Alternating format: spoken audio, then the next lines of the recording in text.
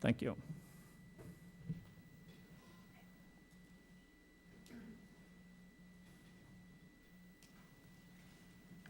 Good evening, Mayor Baldwin and council members. My name is Jan Allegretto, and I represent CARE, our local, our Mendocino County Animal Advocacy Organization. CARE stands for Compassion for Animals and Respect for the Earth. First, I'd like to address the concerns that have been raised by the California Veterinary Medical Association and Dr. Haynes. They have raised all kinds of obscure warnings about legal quagmire, unanticipated consequences, even mention things like what if animals becoming emancipated. You know, we're not talking about any of those things at all. And we're not asking you to reinvent the wheel here. This change has been implemented already by 17 communities already, starting in the year 2000. So we have 8 years, up to 8 years of experience with it. In no circumstance has there been any dire consequence whatsoever. In fact, I have statements from representatives from many of those communities stating as much. The first community to do this to implement this change was Boulder, Colorado in 2000, more than 8 years ago. Jan McHugh was, at the time, the CEO of the Humane Society in Boulder. She's now the president of the San Francisco SPCA, who also implemented the change in 2003.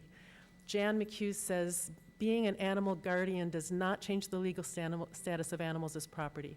While opposing opinions fear that this change will bring on frivolous lawsuits, we have not experienced one lawsuit based on the use of guardian. In 2001, in Sherwood, Arkansas, the change was implemented. And Michael Shrewsbury, who was with the Department of Animal Services, says he says, to date, as of, I don't have the date on this, he says, we have not had one legal problem, and believe me, we are a progressive animal control agency taking people to court for animal violations.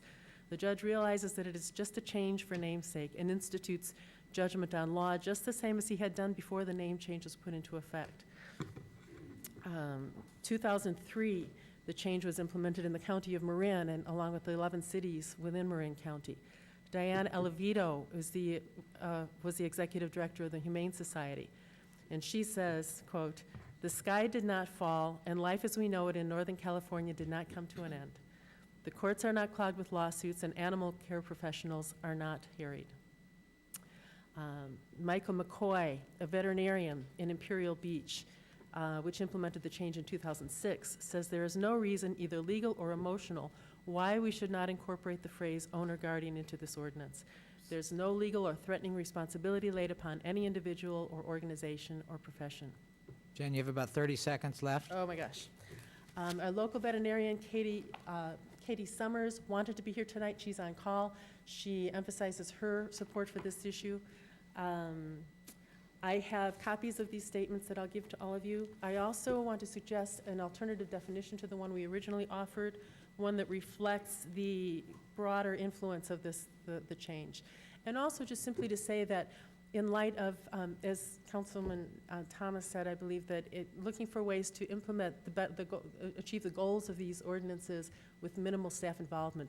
This change requires virtually a minuscule amount of staff involvement. It's a word processing feat of changing owner to guardian that I've already done and submitted to you. And again, no follow-up changes. But it does affect the way we think, so that we're not burning hamsters in microwaves, even though it's illegal. So changing our thinking is what changes those kinds of things. Thank you. Thanks very much for your time. I have copies of the definition and the statements.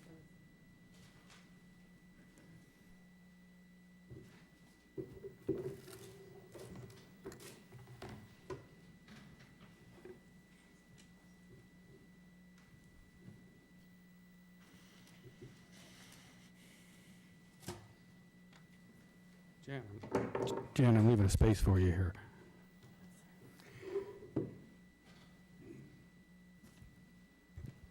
We need some Velcro for this thing.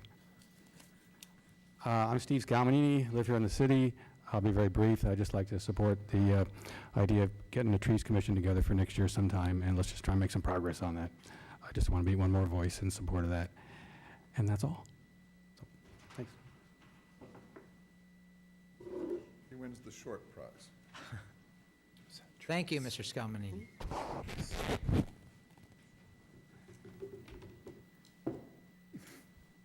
Hi, my name's Lisa Mamena. And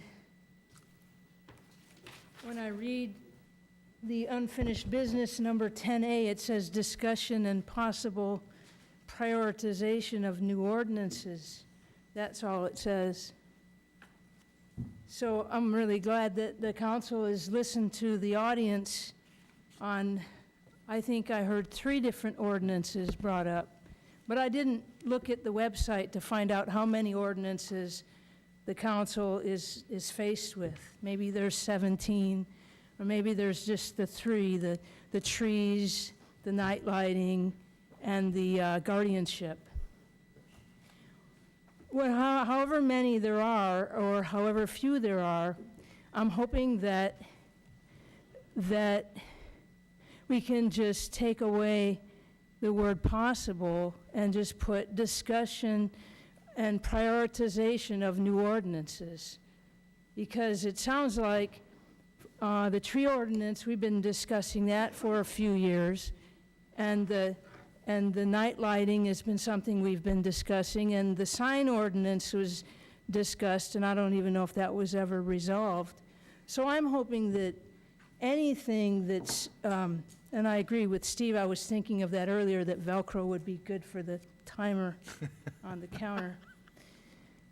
But I'm hoping that the council will hear the ordinances that are proposed, and that the people that show up when issues are important to them, whether that it's streams or trees or night lighting or animal guardianship.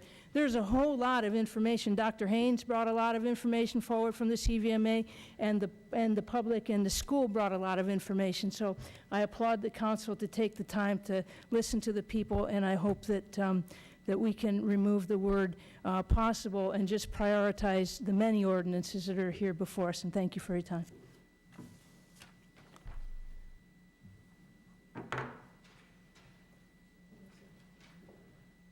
Judy Pruden. I'm going to suggest, since nothing's been mentioned a whole lot about exact priorities, the hillside ordinance has been around since about 1987 or 88.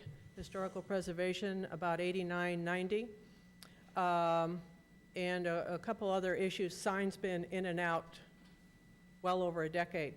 I would suggest that they simply be removed. There appears to be no priority in terms of city council or will on these particular subjects. When they do come up, they're fairly contentious. We don't seem to come to conclusion. Maybe they aren't broken. We don't need to fix them. So I'm going to propose that staff, sorry, Charlie, there's a little more work for you, but staff look over and perhaps make a suggestion of things they would like to drop. Simply make the pile shorter, not bigger. What you heard is tonight is people concerned about their particular issues. They wanted to go to the top of the list, but the reality is, if you want to go by seniority, there are several ordinances that have been out and proposed much longer, some of them going now into their 20th year. And I just don't think we need to keep them on the list anymore. There does not appear to be interest in changing ordinances. So why waste the time and staff's time with them? We have streetscaping ordinance that deals with the city's trees. It's a complete ordinance. It is often not enforced. I'm not sure we need any more ordinances governing trees till we enforce what we have. We also have quite a bit of conditioning and codification for landscaping standards. They go with all the commercial projects, use permits, site development permits. We also have a by policy